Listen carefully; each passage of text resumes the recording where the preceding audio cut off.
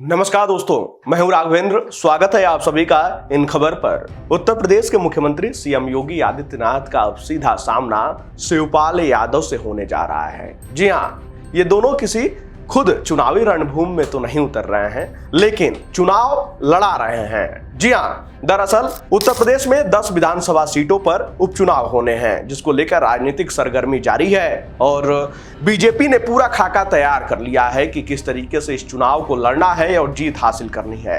क्योंकि लोकसभा चुनाव का जो परिणाम आया था वो बीजेपी के पक्ष में नहीं गया था, जिसको लेकर काफी हताशा और निराशा देखने को मिली थी। खासकर सीएम योगी आदित्यनाथ को लेकर तमाम तरीके की चर्चाएं हो रही थी और इसी बीच 10 विधानसभा सीटों पर जो उपचुनाव है उसको लेकर सीएम योगी आदित्यनाथ ने भी कमर कस ली है। सीएम योगी भी जानते हैं कि यह चुनाव कितना महत्वपूर्ण है, इसीलिए सीएम योगी ने इस चुनाव की जिम्मेदारी खुद अपने कंधों पर ले ली है। जी हां, 10 सीटों में से जो 2 सीटें सीएम योगी आदित्यनाथ खैर अपने ऊपर लिए हैं, वो सीटें हैं अयोध्या की मिल्कीपुर सीट और अंबेडकर नगर की कटहरी सीट। हालांकि मुख्यमंत्री होने के नाते उनके कंधे पर जिम्मेदारी तो 10 सीटों की है, लेकिन जो 2 सीटें उनके खाते में गई है वो कटहरी और मिल्कीपुर है। अब खास क्यों हो जाता है, कैसे शिवपाल यादव और सीएम योगी आदित्यनाथ आमने सामने होने वाले हैं, तो सपा ने भी यहां खेल कर दिया।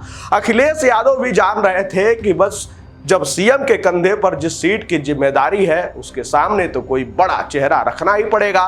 उन्होंने वहां की जिम्मेदारी यानी कि कटहरी विधानसभा सीट की जिम्मेदारी चचा शिवपाल यादव को दे डाली।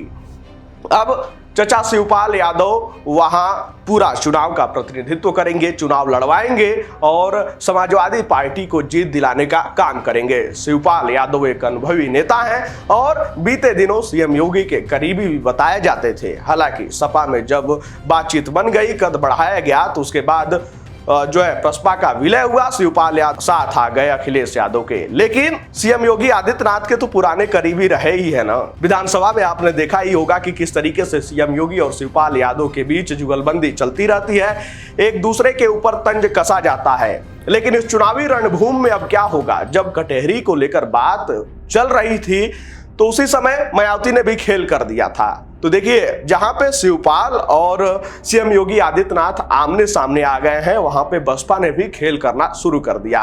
बसपा ने अपना चुनाव प्रभारी अमित वर्मा को बनाया है और अमित वर्मा वही हैं जो बसपा के लिए ही एक बार नासूर साबित हुए थे। दरअसल जो वर्तमान समय में वहां से सांसद हैं यानी कि अंबेडकर नगर से लालजी वर्मा, वही कटहरी से विधायक थे। सपा ने उन्हें टिकट दिया और वो सांसद बन चुके हैं, जिसके कारण ये सीट खाली हुई।